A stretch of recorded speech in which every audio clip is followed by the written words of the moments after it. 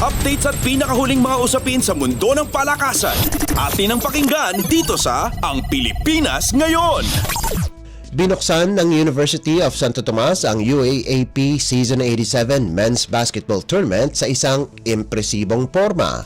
Ito ay matapos manalo ang Growling Tigers laban sa University of the East 70-55 sa kanilang bakbakan na ginanap sa Smart Araneta Coliseum sa Quezon City.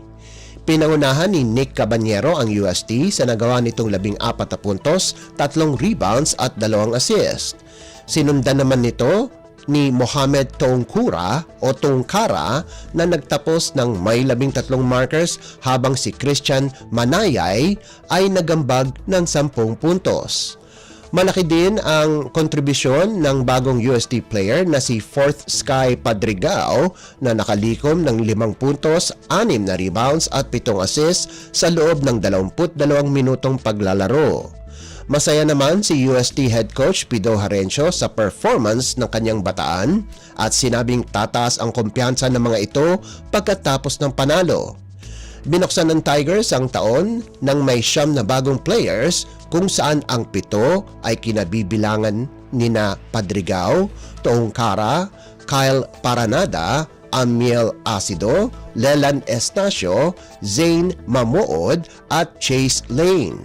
Samantala, ang Red Warriors kung saan hindi nakapaglaro si Ray Rembogat ay umasa kay Precious Momuway na nakapagrehistro ng double-double na 12 puntos at 10 rebounds at kay Ethan Galang na nagtapos ng may 11 markers.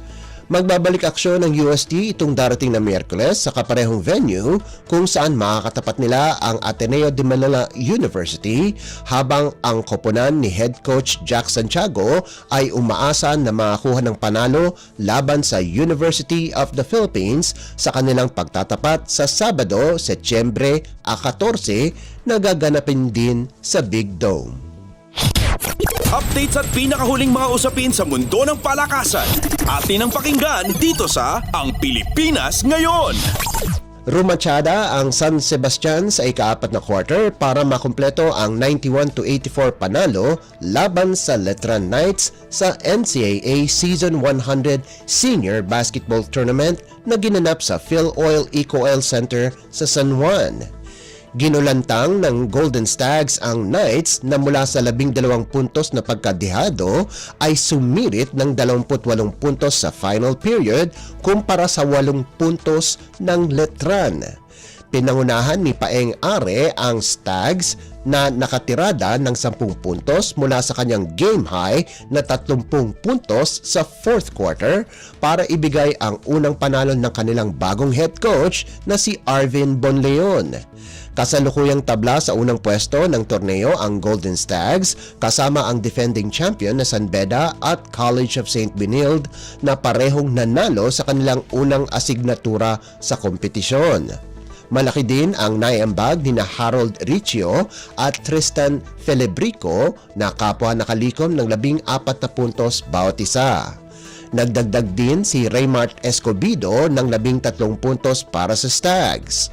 Sa kabilang panig, nakascore ng tig 16 na puntos si Kobe Monhe at James Jumau-As para sa Letran, habang ang dating star ng St. Clair na si Jimboy Estrada ay nagtapos ng may 14 na markers, 6 na rebounds at 3 assists para sa kanyang NCAA debut para sa Knights. Updates at pinakahuling mga usapin sa mundo ng palakasan. Atin ang pakinggan dito sa Ang Pilipinas Ngayon.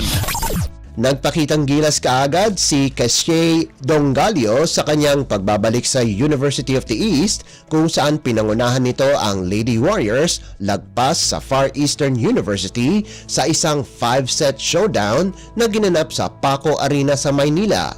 Tumirada si Dongalio ng 31 puntos para kunin ang krusyal na 25-21, 24-26, 25-23, 22-25 at 15-10 panalo sa 2024 V-League Women's Collegiate Challenge.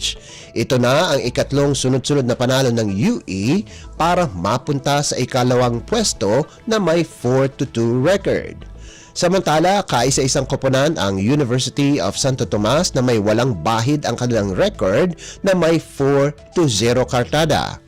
Mula sa kanyang pagpapagaling dahil sa injury sa kanyang kanang pulso, nagpakawala si Dongalio ng 29 na attacks kasama pa ang isang service ace at isang block. Nagtapos naman ng may 18 puntos si Jazlyn Eliarina sa panig ng Lady Tamaraos habang nagambag si Chenny Tagaod ng 18 puntos para tapusin ang elimination round ng may 3-3 record. Hinihintay na lamang ng dalawang koponan ang nalalabing laban sa Women's Division Elimination para madetermina ang pwesto nila sa semifinals. Magsisimula ang Final Four sa Setyembre 18 na gaganapin sa Ninoy Aquino Stadium. Updates at pinakahuling mga usapin sa mundo ng palakasan. Atin ang pakinggan dito sa Ang Pilipinas Ngayon. At yan ang pinakahuling balita sa larangan ng palakasan. Para sa Radyo Pilipinas World Service, ito po si Leo Magpayo. Magandang araw. Updates at pinakahuling mga usapin sa mundo ng palakasan. Atin ang pakinggan dito sa Ang Pilipinas Ngayon.